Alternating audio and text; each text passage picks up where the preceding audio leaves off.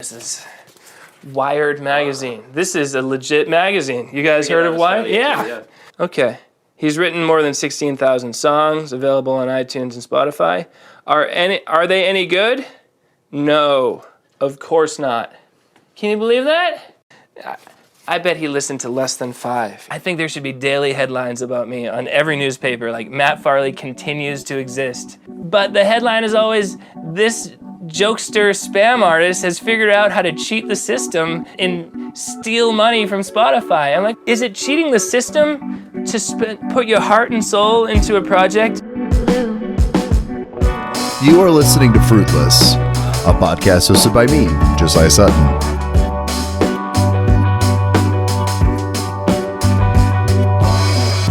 This is episode 29, A Hollywood in Our Backyard, featuring Will Sloan.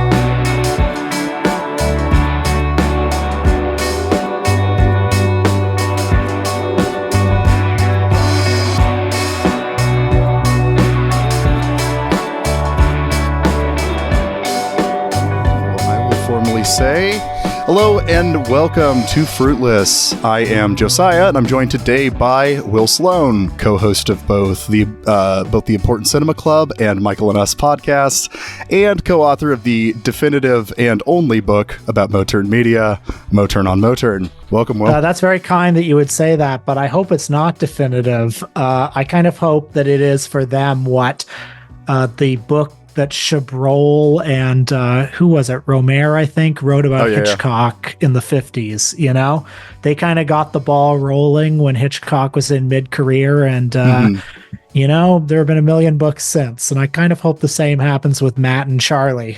I hope that's the case also. I hope that ends up being the case. I've been trying to get out of the habit of, we'll get to this in a bit, but not calling the most recent films the late period films. Yeah. Because it's the black and white period is what I'm trying to say instead of late period, because I don't want to imply this is toward the end, because I don't want this to be the end. And I'm kind of convinced, with how committed they are to it, that they're just going to be doing this until they're retired.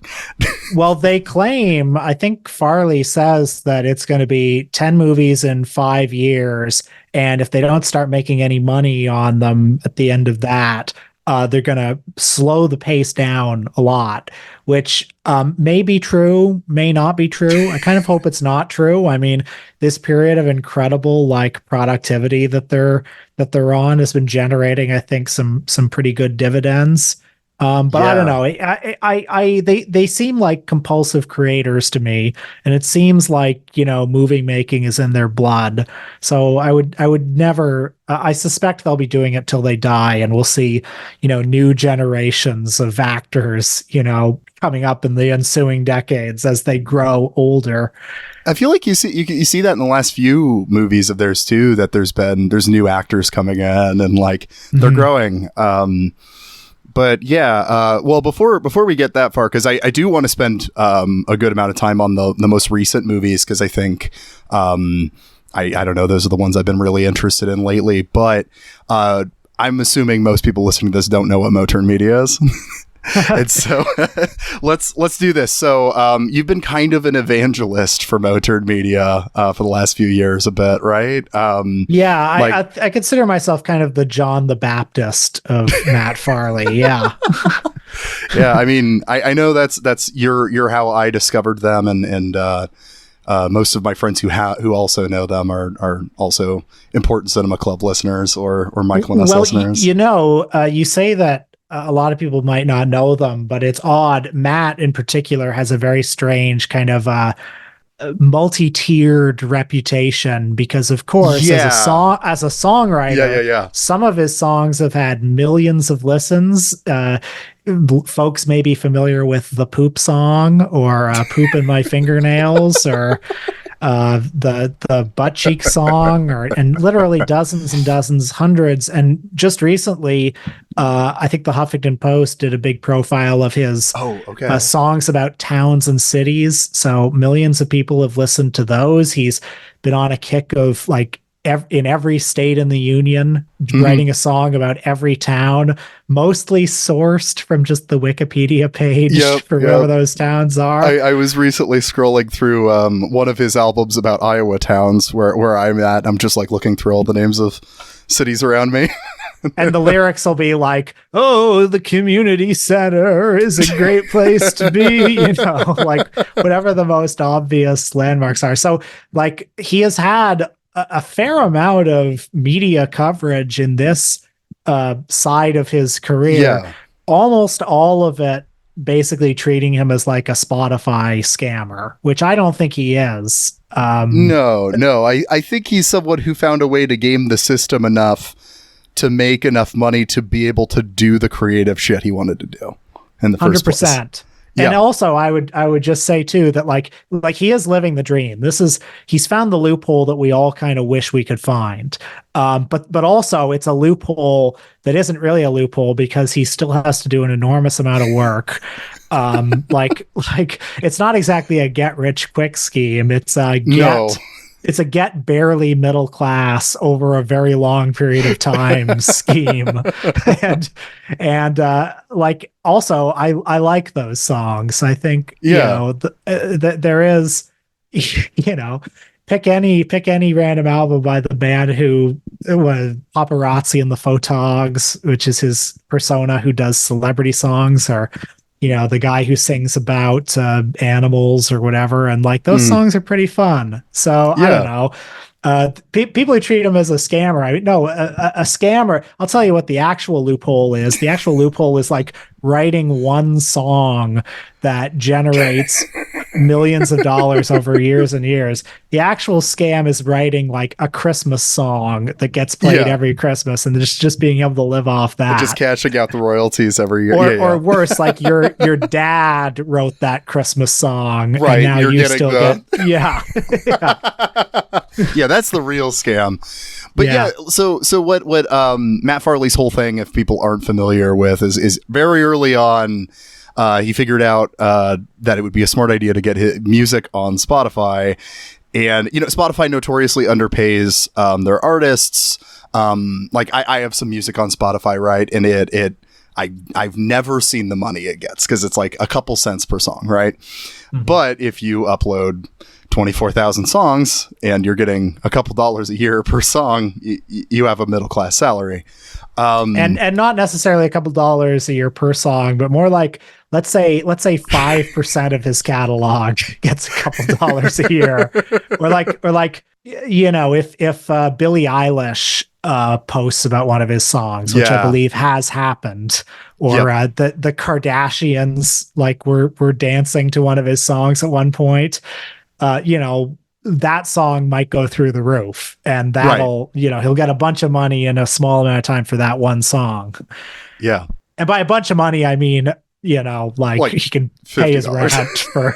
Yeah, like $100 or something. Yeah, of course. Yeah. But yeah, I mean, it's a really smart idea, and it has been kind of funny. Like when I've looked, you know, like poke around on YouTube related to Matt Farley, for instance, I will see that there are other people trying to do the Matt Farley thing, but the problem with that is Matt Farley, the reason it worked is because he was there first and early on and was doing it for a really long time.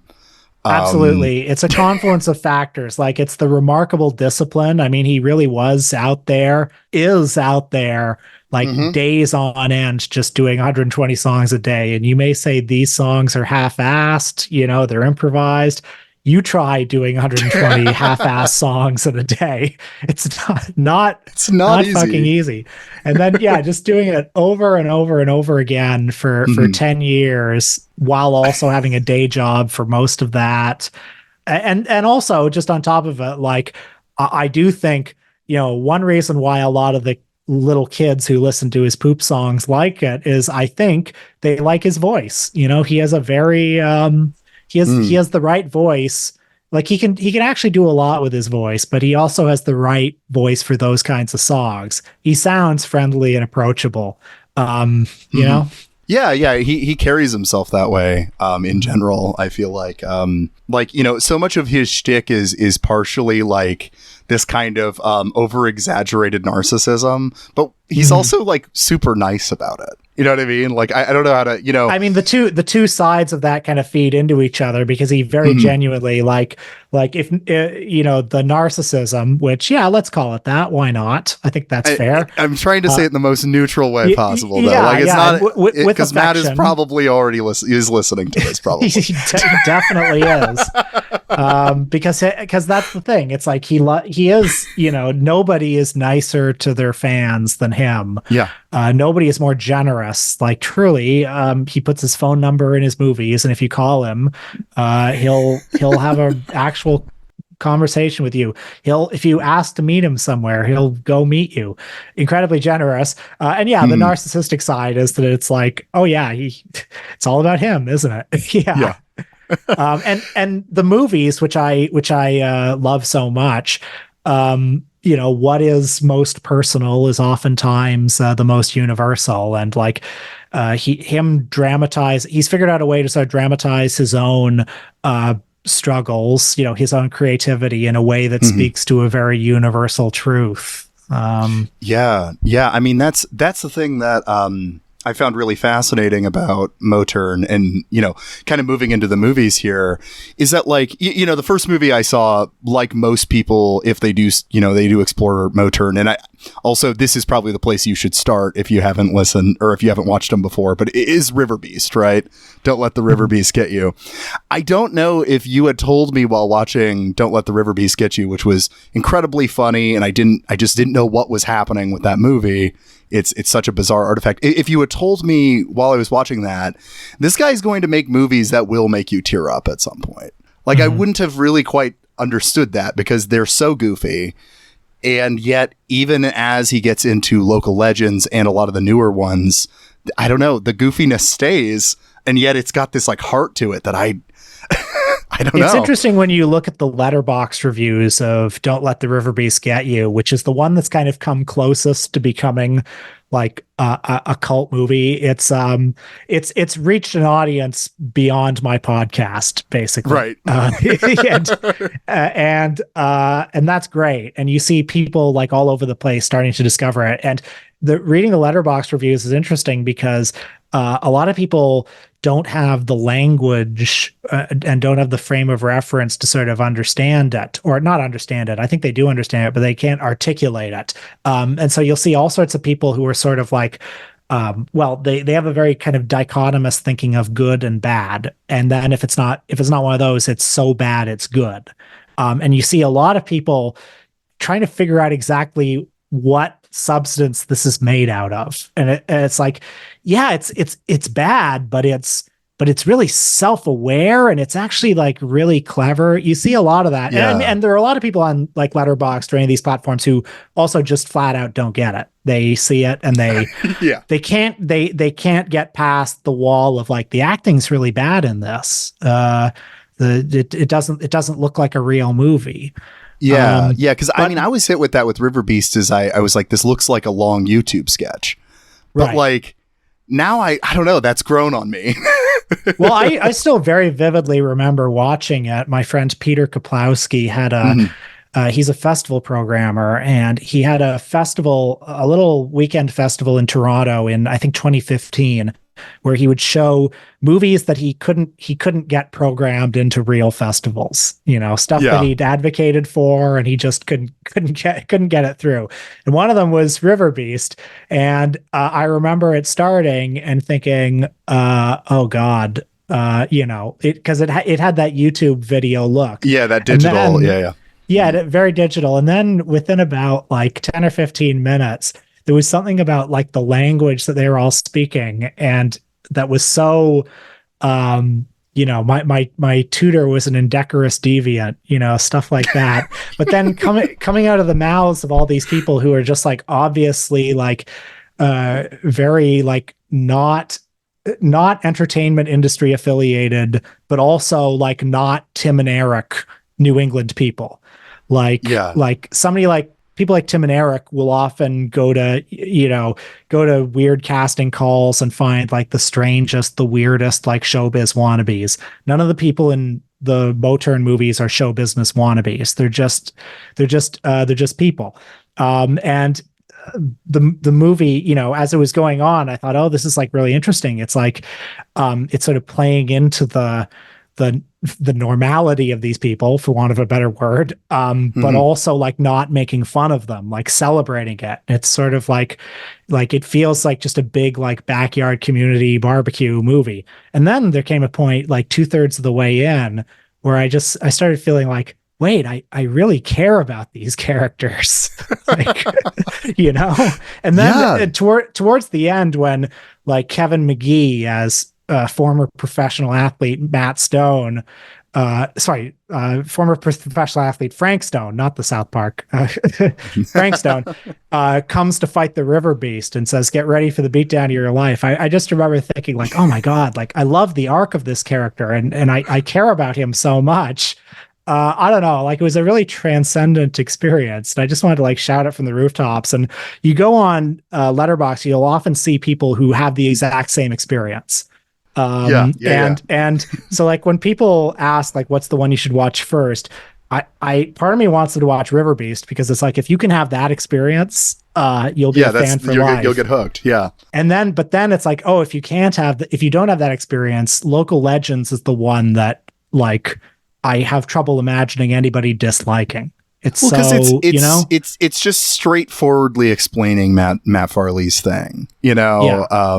That's the one for those who don't know. It's a black and white film that he's made that's kind of feels like kind of a parody of like a Woody Allen movie or something, that kind of autobiographical feel.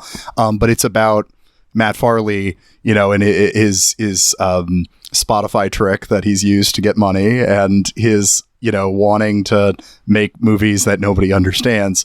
And, you know, like, I don't know, there's so many scenes in that movie where, you know, he's showing his art to someone else and they're just not remotely interested. And I think if you are a creative person of any sort, you've had this experience before. Yeah, absolutely. It is a movie about sort of, how hard it is to be an artist in a world that like is completely indifferent to your art, but also how doing that art making, if you are a creative person, that is still the most important thing in the world.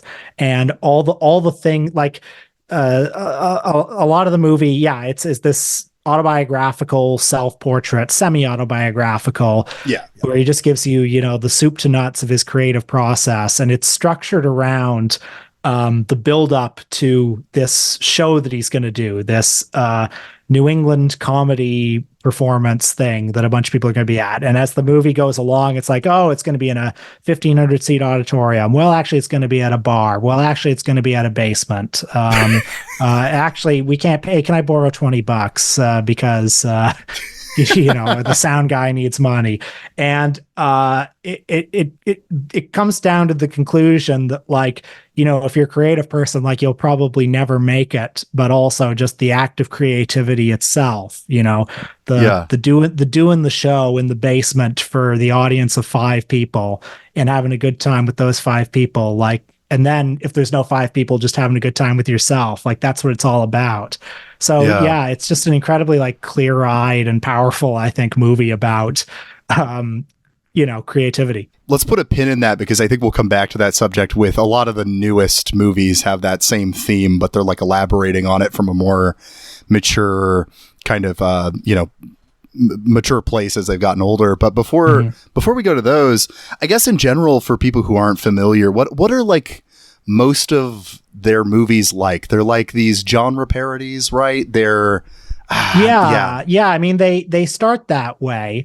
I mean, they're kind of like, I would compare them to, imagine the movies that you made as a with a camcorder when you were a kid, you know, in your parents' backyard. And, you know, you got your dad to play the villain and you got your uncle to play, you know, a supporting character, because those were the actors at your disposal. And then imagine you grew up, you went to college, you came back, and then you kept making those movies with the same people. and they were the same kinds of movies, but you brought with you, everything you learned in college, basically. So the movies are very self-aware, like they're comedies for the most part. They're comedies, and they make amateurishness a virtue. They're kind of partly about their own amateurishness, and they're also like community enterprises, because over the years, Farley and Charlie Roxburgh, who directs the movies and co-writes them, they've developed this kind of Altman-esque repertory company of, actors, co-stars, cousins, uncles, wives, brother and sister-in-laws, kids increasingly, who have just kind of anybody who's willing to be in the movies for a weekend. And I think the last thing I would say on style is that the dialogue is always this sort of like very overwritten, very loquacious, very wordy kind of dialogue, that often there's a friction between like the actors and the dialogue. Like many of them are obviously sort of like learning it as if phonetically. And everybody is aware that it's funny, but nobody is like bad on purpose, if that makes sense. Yeah, because isn't it how he does it is like when they're recording somebody speaking, it's just, someone off camera just reads the line to them and then asks them to repeat it. And then, oftentimes, and that is as much by necessity as by any aesthetic project, because they are, these people are not getting paid. And so a lot of them are just, and it's funny, as the movies go on, you see them get older, and you see like some of them start to have kids, some of them start to have families. And so it gets harder and harder for them to come out on a weekend. So increasingly the movies will be built around, well, we're going to go to Sharon Scalzo's house and film her at her house while her daughter, who has separation anxiety, does not leave her mother's side. And then we're going to figure out a way to like incorporate the daughter into the story. And like all of that, all of that is to be convenient to the actors, but then also ends up feeding into the art and enriching the art. Yeah, it gives it a really specific look. Mm-hmm. So their films start out in the early days, really like I think actually in Motern they refer to them as the practice films, right? The first like 6 films that, I don't think you really could have found them a few years ago, but now through the Gold Ninja releases, that your co-host has done. And then I think some of them are online a little bit too. I think Druid, Gladiator, Gladiator. Yeah. That one just hit TV. Matt Farley and Charlie Roxburgh met in college, and they bonded over both, loving old horror movies and enjoying making backyard movies, and they sort of bonded over that, and made short films all through college. Made their first, I guess, what you could sort of call a feature film, The Paperboy, which I don't know if you've seen that one. I still haven't seen that one. Yeah. It's pretty funny. Like, it's shot around the dorm, and there are all these scenes where, like, Matt Farley plays a superhero called the Paperboy who does writes people's papers for them. And there are a lot of scenes where, like, he knocks on someone's door and he's got like underwear in his head. That's his disguise. And he, hands them the paper, and then they close the door, and you can see the people on the other side of the door, like, laughing, like they're being dragged into this filming experience, like kicking and screaming, and they're barely in the scene, but like that's okay. And it's amazing. Like the Paperboy, I love the Paperboy. I think it like really announces their style, like pretty fully formed. Yeah. And then for the next, 4 or 5 years, they made, half a dozen or so movies with just a mini DV camera, like the Druid Gladiator clone, Obtuse Todd, movies that are, genuinely like quite amateurish in a lot of ways, just in a technical sense, but still, I think have their their personality, have their sense of humor pretty forcefully in them already. Oh yeah, they're the only of the pre-Freaky Farley ones I've watched thus far is Adventures in Cruben County, or country, not county. Is it county or country? Country, I think. Yes. Country, yes. yeah. And I mean, it you can see their sense of humor's there. Like it's already working.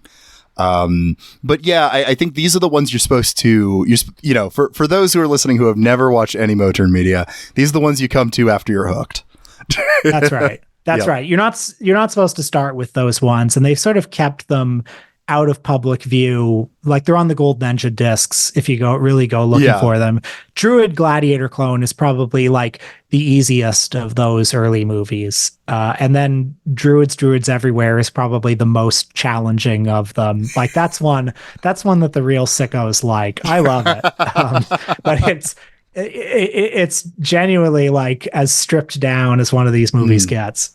Yeah, and they're kind of buried in that, even the Blu-ray release, where if you don't know, they're bonus features. They're not the main thing. So it's for the real heads are digging for those. But the beginning of the era that I think of as kind of like their iconic era, because this is when people get hooked onto them. It's usually in this stuff is Freaky Farley, Monsters, Murder, and Marriage in Manchvegas, Don't Let the Riverbeast Get You, and then Local Legends, like that kind of era. Well, with Freaky Farley, they actually got a 16 millimeter movie camera and they shot it on film. So it looks amazing for that reason. Actually, it does look kind of great, actually. And, these movies you can tell that there's a concerted effort here to maybe go to the next level, maybe get some of these movies shown on the festival circuit. So Freaky Farley is one that is marketable, I suppose, or theoretically is marketable for like genre film festivals. It's a slasher parody / pastiche, kind of inspired by stuff like Silent Night, Deadly Night Part 2. I think that's their big creative touchstone on that. And it's that one. That was the one that my friend Peter actually saw originally. He was screening movies for the Toronto After Dark Film Festival, and he saw it without any context whatsoever. And that movie is less jokey than some of the ones that come after. The humor in it has more to do with just the general tone of it, kind of the bizarre acting styles and the strange things, some of the strange things that happen that aren't necessarily jokes, but are funny.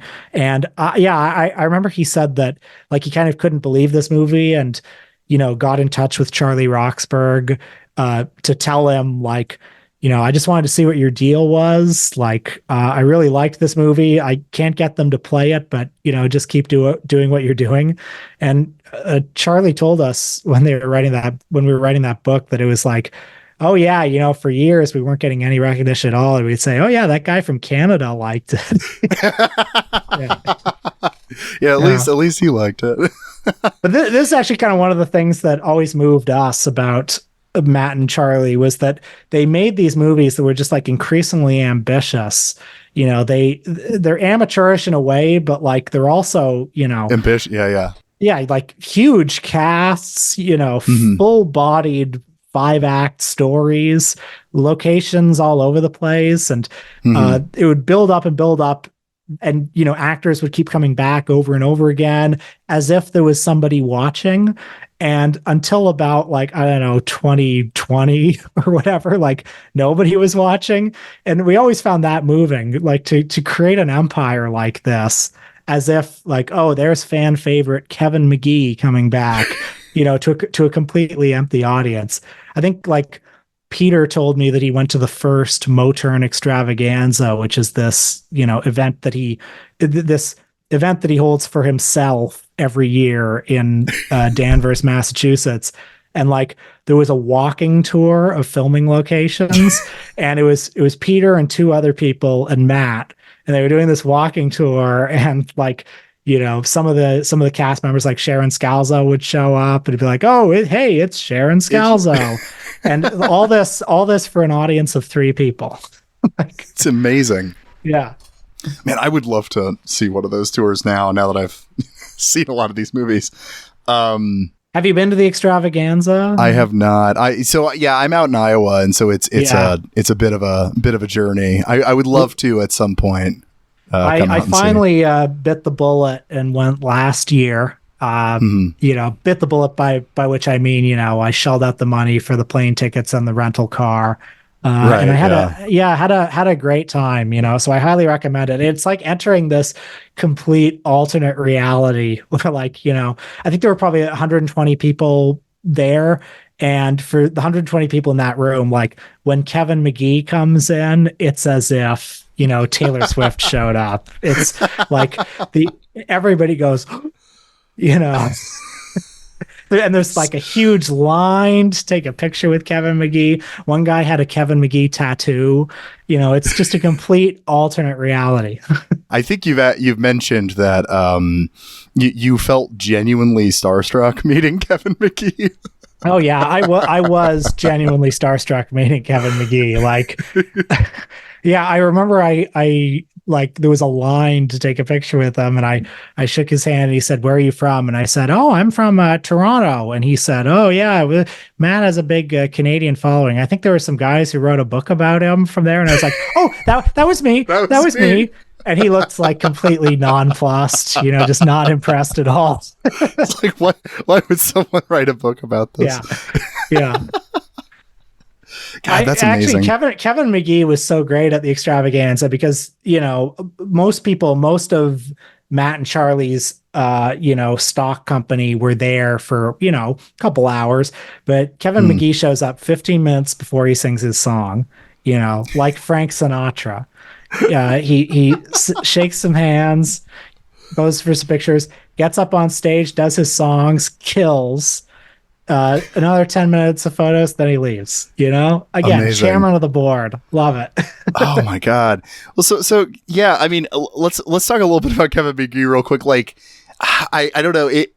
Oh, I guess in general, one thing that's really cool about Motern is kind of, what we've been circling here is there is almost like an ironic sense of celebrity built into so much of what they've built. Like, Matt Farley's own persona being like, I'm the greatest artist ever.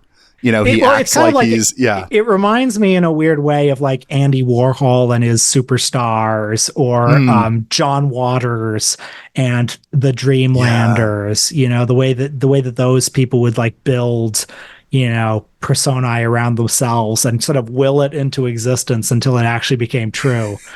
Yeah.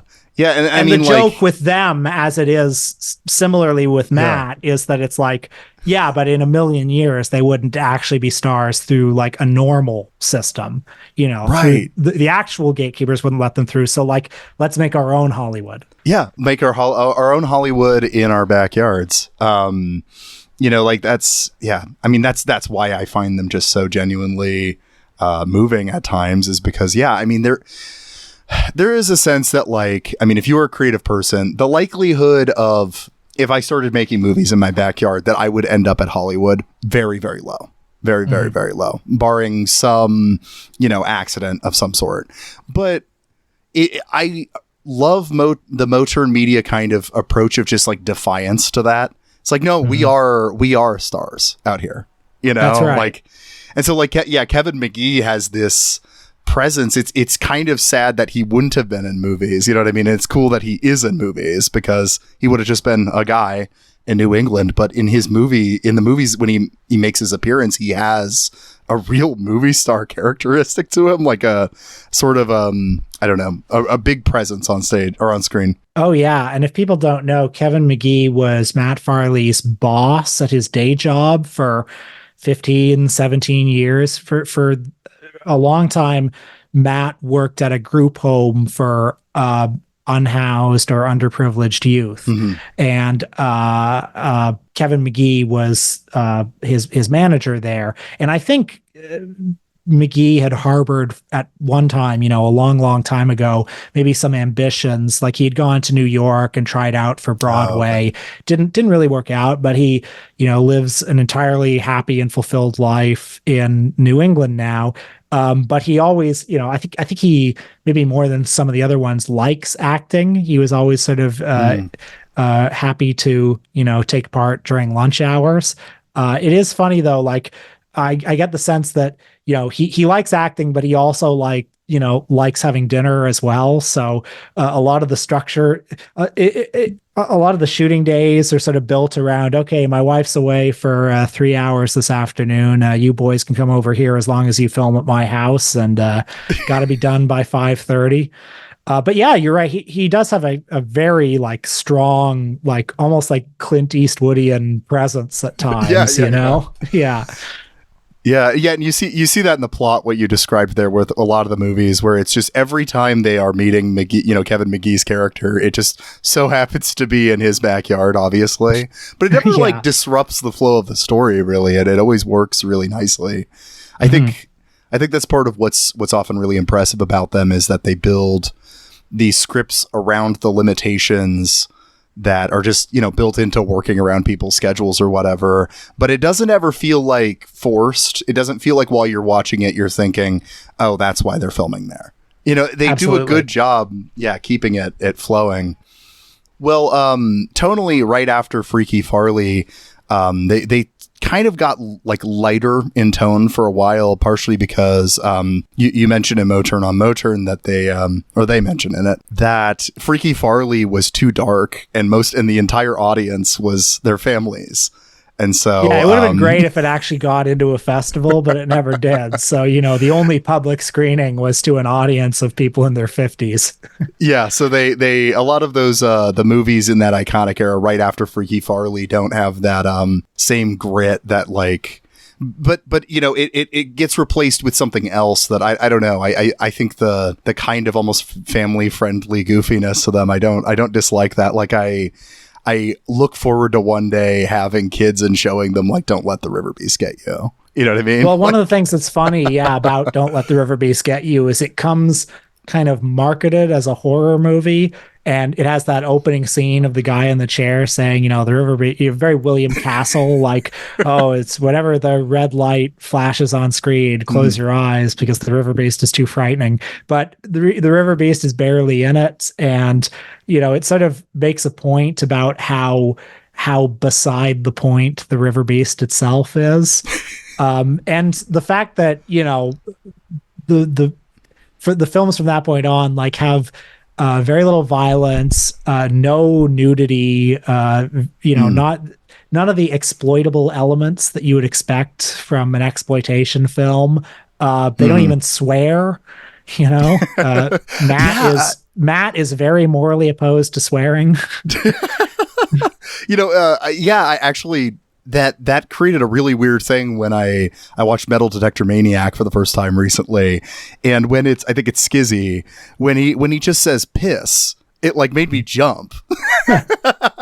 Yeah. Part of it is also that they're what they love in old horror movies and stuff is not the same thing as most people who are horror fans love. And it's given me new lenses to how I look at, I don't know, regional horror movies or whatever is, they love those 50s horror movies that have the title that it doesn't remotely live up to, I think they also even in, the Friday the 13th movies, they the scenes that Jason isn't in. They just teenagers hanging, by the lake. Yeah, and that's always the kind of thing about slashers is usually there's 5 really awesome scenes and then a lot of really boring shit in the middle, and they love the boring shit in the middle. They love the after school special feel, and you just all of their movies feel like that kind of that between the action kind of just mundane stuff. But it's really funny. It's hard because when I'm saying this, I feel like it isn't a good selling point to somebody who's never. But it's funny. Yeah. I would emphasize that it's funny. It's very funny. Yeah. And that they're trying to be funny, because I think that's also something when you go in blind, you often don't realize that they're trying, because they don't wink at the camera. They don't.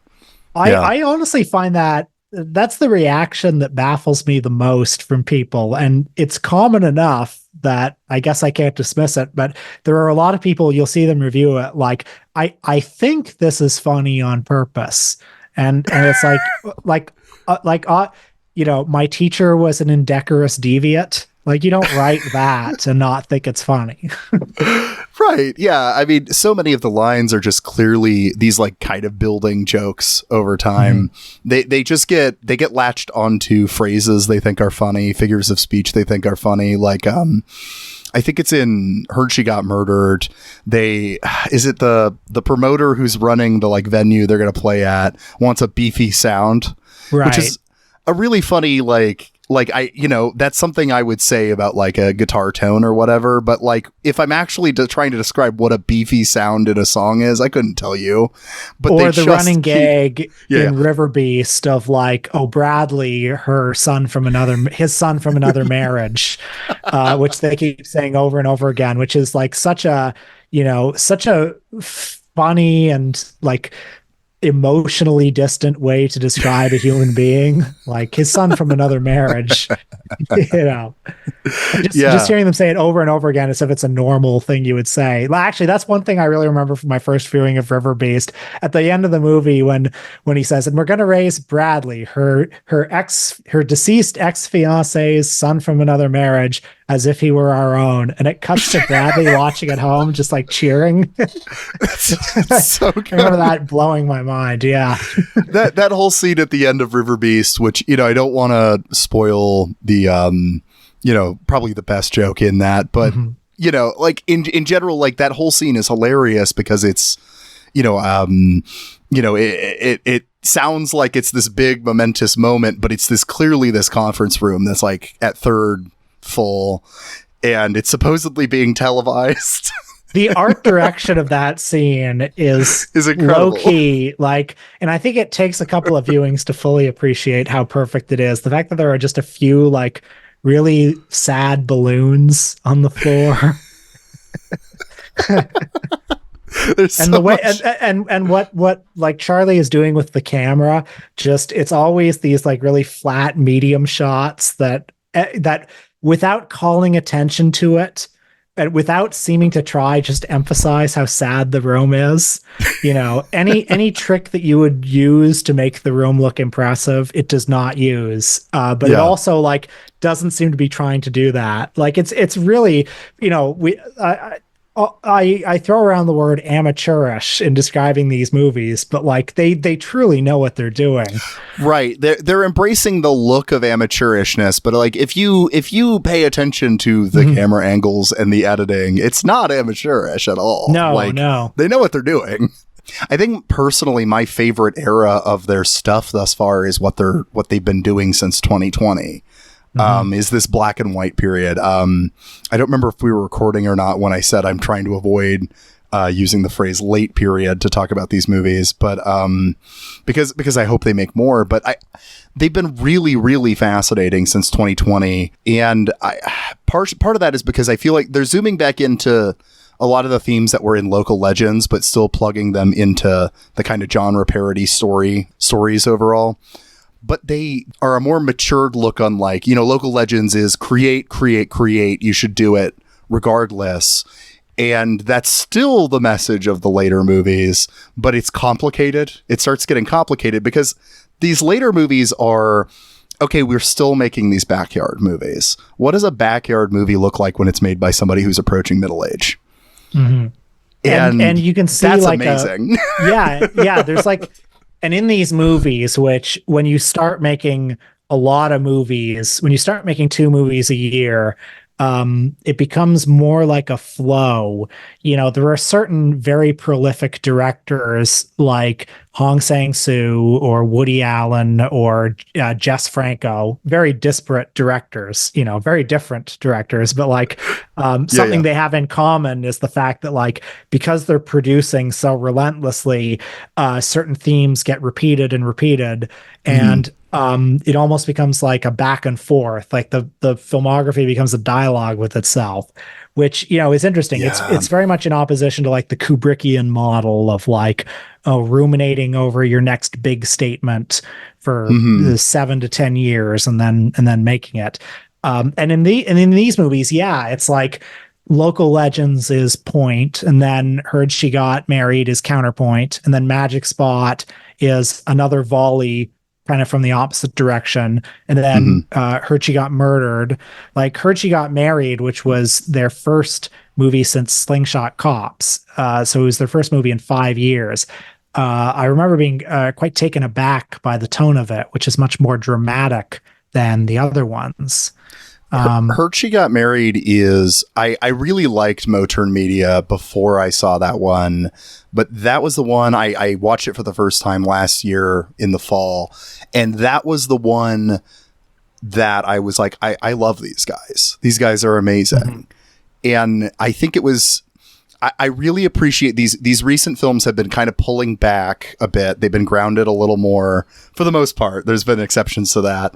Grounded for Motern, I'll say. They're more grounded. And so because of that, the like awkward jokes just deliver harder for me. And also the sadness that you wouldn't notice in maybe the earlier films seems like there. Like Heard She Got Married is, it's got a lot of reflections on art that I found just really, really moving because it's got the local legends thing. It's good to create, but also I don't know, what happens when it's been 10, 20 years now and nobody's taking me seriously.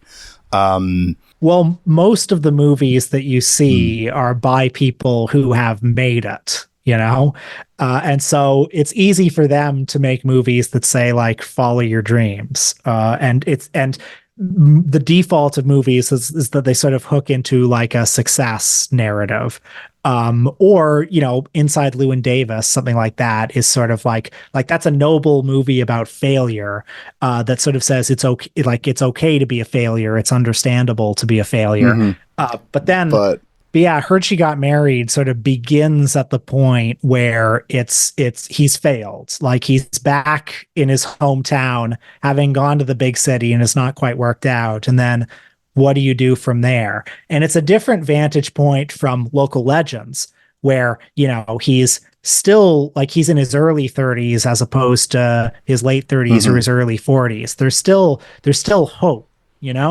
but then what do you do? What do you do when there's no hope anymore? Yeah. Well, you gotta keep creating, because to not create is to die. But then how do you recalibrate your expectations? What is it you're creating for at that point? Yeah. And in that movie, it's it is, as you say, more grounded. A lot of the drama comes from, this new friend that he makes, his mailman, who becomes his bass player, who may or may not be a sort of Tyler Durden-esque, like externalization of all of his frustrations and disappointments, and just talking about like the style of it too. It's not like, it is funny, but it's not as sort of jokey as some of the earlier ones. And the acting is still the same. The dialogue is kind of the same, but it's tapping into a different mood. It's a little more disquieting than it is funny.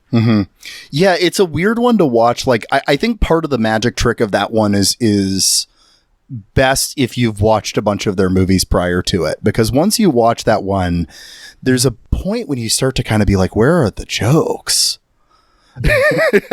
And I don't mean that in a negative way. It starts to really, the absence of jokes, which if it was the first movie of theirs you ever saw, wouldn't stick out to you.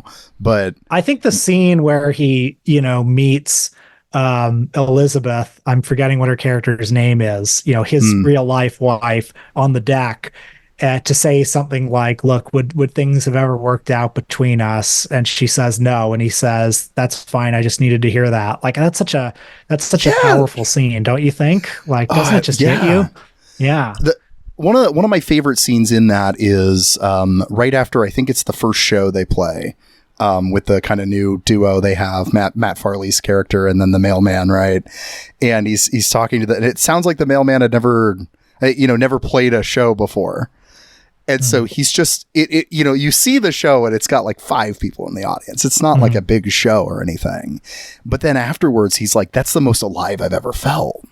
And I don't know, like I played in like in high school in like a punk band in bars to audiences of like 2 or 3 people. Like I know that feeling.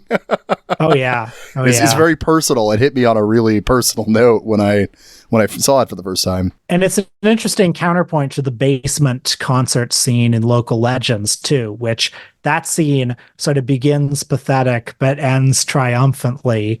And there's a feeling of like strong togetherness in that scene. But the concert in Heard She Got Married, I don't know, like he says it's the most alive he's felt, but there's also like a strong melancholy all throughout that scene. Yeah. Because I mean, Matt replies to him like, "Yeah, I think he says fill up stadiums or whatever." Mm-hmm. And imagine that feeling you're having times 10. Like. Mm-hmm. And so there's an implied like, and now that's not the case for me anymore. Right. And I think there might be something, if you want to project kind of current eventsy stuff onto the films a bit, like Local Legends, has this moment of everybody coming together in a space and like, oh, we're that triumphant feel of like this kind of disaster show that ends up being a blast.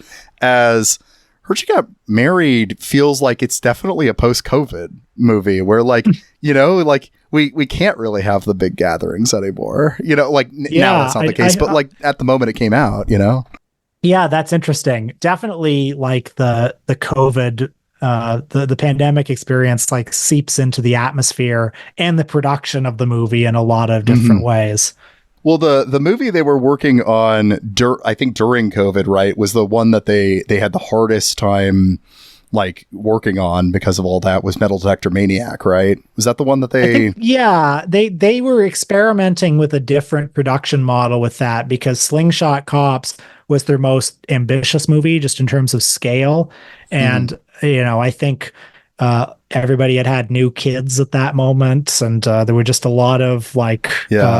a lot of obligations, and the former model was becoming unsustainable. So they were experimenting on Metal Detector Maniac with a model of like, let's meet on a weekend, every 2 or 3 months and record some scenes.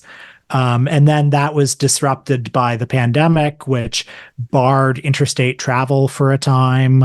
But then as well, I think during that period, they also started to get a larger audience for their movies, which is still not an enormous audience, but like no, but a bit of a cult following. They were getting a real cult following, and so they hit upon a new model of sort of filming just very quickly and very inexpensively, and sort of within like a couple of week period. I actually watched Metal Detector Maniac for the first time this last week, and it might be a recency bias thing, but I think it might be my favorite film of theirs. I mean, it's really funny. It is the one that I think at least I can say I laughed the hardest at that one. I like that movie too is like a kind of it's one of the best articulations of their creative philosophy. So in this last run of movies, there's the push-pull of, is it worth it to create, but I must create, but is it worth it to create, but I must create. But also on running throughout these movies, this philosophy of artistic creation, which is that like creation is very important and the act of creation is very important. And the act itself is more important than the end result or the technical niceties of all of it. So in that movie, it's like they hit on this model of like really fast. The whole movie is built around their songwriting, which is just like I think they call it like marathon songwriting, just song after song after song after song, and just the treadmill of it is the thing. Yeah, and I mean, part of what I love about that movie too is that the songs actually serve as really good expositional ways to like go to the next part of the plot or kind of comment on where they're at in the plot. And it just builds up to an incredibly funny final 20 minutes or so. But, the general gist, without spoiling the ending, is it's these two who are, it's just, Matt Farley and Tom Scalzo, they just play their own with their own names. Right. And they're on sabbatical as music professors. They play an alternate reality version of themselves who are so successful that they've become professors at a college. Yeah. Yes. and they're on sabbatical to write an album, and while they're playing basketball, they notice that there's a guy with a metal detector in the park, and then they just get into a diluted series of assumptions about this guy, assuming that he must be a murderer, they must be in kind of a slasher situation, and he just hasn't been found out, and they just consistently stir up shit in the town. And I think it's kind of interesting because it's one of the few of their movies where it's not like the whole world is crazy, like in the same way, like usually like in Riverbeast or Magic Spot or whatever, everyone in the world feels in on the joke. You know, everyone's talking in this stylized way or whatever. What's interesting about, Metal Detector Maniac is that those two are the ones who are acting in this like highfalutin way, but the rest of the characters are just kind of annoyed with them. And I think that juxtaposition is what I find so funny in that movie. But yeah, totally. Well, in general, they've got kind of I feel like their aesthetic and their approach to art is just really contagious, and I think that's why I've continued to find them. Like I don't think, making a podcast or something like that is a very different art form than what they do, but I see what they're doing and it inspires me to want to do more, with whatever I do creatively. And I know that like their kind of approach was kind of an inspiration for you behind even just writing the book Motern on Motern. Certainly. I mean, I was I had a day job at that time that I didn't like very much, and I was was feeling the weight on my shoulders of like, oh God, all the things one has to do to earn money to live in this world. And I thought, this was right at the start of the pandemic, and I thought, it'd be a really like funny punk gesture to spend an enormous amount of time writing a book for no audience, and this was, it was like March 2020, and the Spectacle Theater in New York was doing this online retrospective that I think Peter and Justin had worked with on them of the Matt and Charlie movies. And so every week they would play a double feature of their movies, one of the old ones and one of the newer ones. And there'd be this like chat function, and it was very heartwarming to see like, audiences of, I don't know, 100, 120 people, certainly larger audiences than they'd ever had at one time for any of their movies before, having a great time with the movies. And as the weeks went on, Kevin McGee would show up and everybody in the chat would be like, yes, Kevin McGee. And Matt and Charlie would be in the chat sort of saying, giving little behind the scenes production tidbits.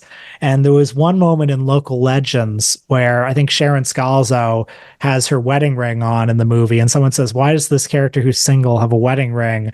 And Charlie said, better to have them wearing their ring than like lose an hour of a shooting day trying to find a lost wedding ring. And I thought, God, that's the kind of insight that needs to be between the covers of a book. So I said to Justin, like, wouldn't it be funny if we did Bergman on Bergman or Hitchcock Truffaut, but for Matt Farley and Charlie Roxburgh? And he said, I love the idea. And yeah, that there was, I was very sustained, like, having it sort of as a given that, this has no audience, was such a funny and kind of liberating way to approach a project. I don't know. And actually, as it turns out, the book hasn't had a huge audience, but it's had an audience. Like, yeah, exactly. And it's like, in some ways, I think it's the most personally meaningful project I've ever done. I also think in some ways it is like, of all the things I've done, it's the one that has contributed something to film scholarship in its way, like, and I hope that for the people who have read it, it sort of lives on in them. Yeah. I mean, thus far, I've gotten a lot out of the book, and out of, you being able to share, Motern's kind of approach, philosophy about art to, I don't know, people like me who are doing what we're doing, who are making stuff for mostly no one.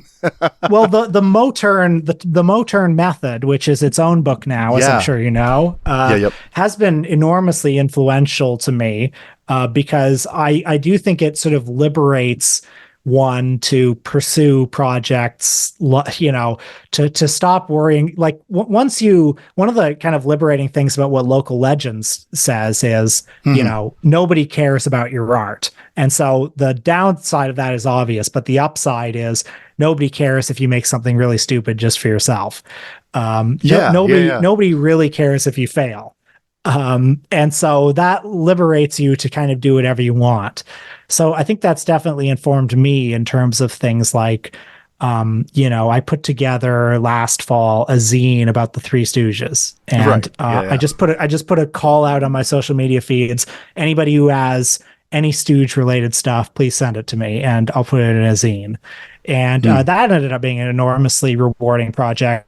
And I'm not sure I would have done that had I not been influenced by the example set forth by them. Yeah. I mean, that's you mentioned when you were pitching the book to Justin initially, that phrase, wouldn't it be funny if, and I know that's in general kind of just Motern's philosophy, right? Is wouldn't it be funny if, and that manifests for them in like Slingshot Cops, right? Wouldn't it be funny if there was a buddy cop movie with your uncle as one of the cops, or whatever. But I see, like, it kind of makes perfect sense that your careers would collide with theirs, because I mean, Michael and Us kind of feels like that was initially how that started, right?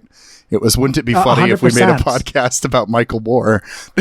100%. And as there is, in fact, I think in the Motern method, a chapter called "Wouldn't It Be Funny If," which which he says something like, if you have a ridiculous idea, an idea so ridiculous no one would ever do it, you have to do that project because the best thing that can happen is you can become an absolute legend. And then even if you don't, people might say, hey, remember that guy who did that really crazy project?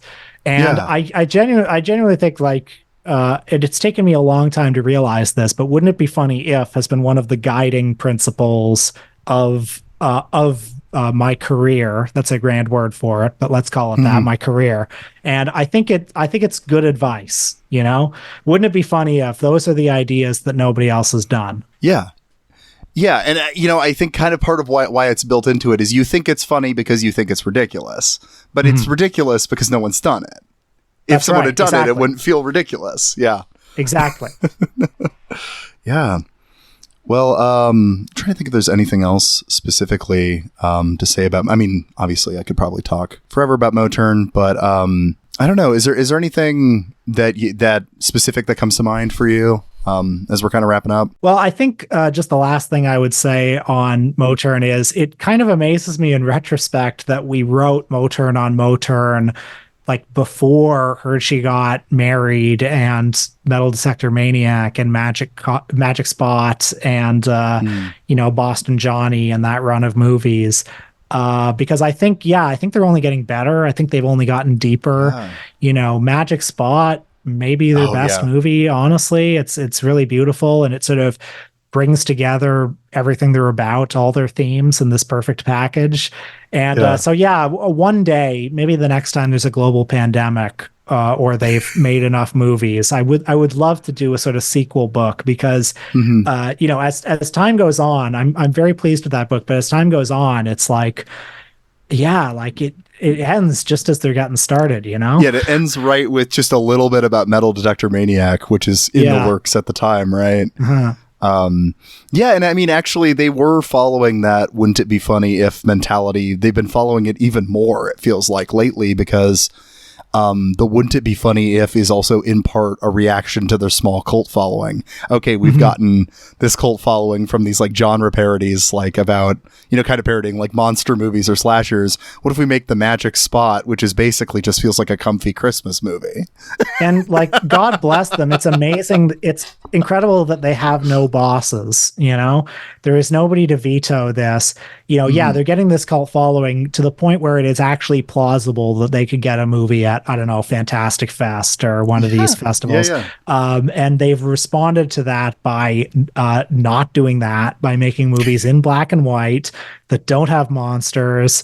And it just makes you think, like if only the world could run like this. If only every artist, every great filmmaker could have. If only Spielberg or Scorsese or even like the really powerful ones just had the power to say, "Wouldn't it be funny if?" and then got to do whatever they wanted. Yeah, I mean they've really. I wish more artists were able to do what they do. That they've built a small but devoted cult following that is interested in whatever they end up doing. And so because of that, they can almost kind of troll their own audience, but in a way that their audience loves. Like kind of the black and white period being that Wouldn't It Be Funny If Hershey Got Married. It's not the goofy genre parodies anymore. Now it's really grounded and it kind of feels like a noir almost. It's sad. And then, okay, everyone actually really liked that and was moved by that. So let's make a sequel where it comes back into being a goofy genre thing. With Hershey Got Murdered. Or like Boston Johnny, which is, built on this joke of wouldn't it be funny if a guy talked like this for a whole movie. I still haven't seen Boston Johnny, but I do feel like I need to bring it up because that's the one that your name appears in, right? There's a character named Toronto's own Will Sloan. Yeah, and I think that came up as a result of Justin did a Kickstarter campaign for Golden Ninja Video, and one of the prizes was that you could name a character in a Motern Media movie, and somebody, I don't know who, not me, somebody named a character Toronto's own Will Sloan, but it seems they really embraced it, and I mean, that's pretty great. I mean, again, I don't see Paul Thomas Anderson naming a character after me. I don't see David Fincher going out of his way to name a character after me, so... All right. Well, as we wrap up here, is there anything you want to plug? I mean, obviously the podcasts, if anybody hasn't listened to them, do you want to say a little bit about that? Yeah, the Important Cinema Club is a movie podcast co-hosted by my good buddy Justin Decloux about film history. Michael and Us is a culture and politics podcast hosted by my other good buddy Luke Savage. And I think that's all I need to plug right now. Awesome. All right. Well, thank you so much to you for joining me, and so much to everyone for listening. Thank you. Thank you so much for listening today. If you like what you heard, make sure to leave a review on Apple Podcasts. It seriously helps me out with growing the show. And if you're new to the show, check out the back catalog. There's a lot of other episodes. If you really like the show, there is a Patreon for the show with 2 bonus episodes a month. You can find that in the show notes. And hey, speaking of Patreon, that brings us to our lovely patrons, who include Robert Heilman, Joseph Gross, Gavin Aronson, Steven, aka Spike Stonehand, The Worst of All Possible Worlds, Moss, Kyle Gannis, Regular Sized Horse, (small), I Am Once Again, and of course, Chris Barker. Thank you to everyone for supporting the show, and to you for listening. And I will see you later this week, probably, maybe next week, I don't know.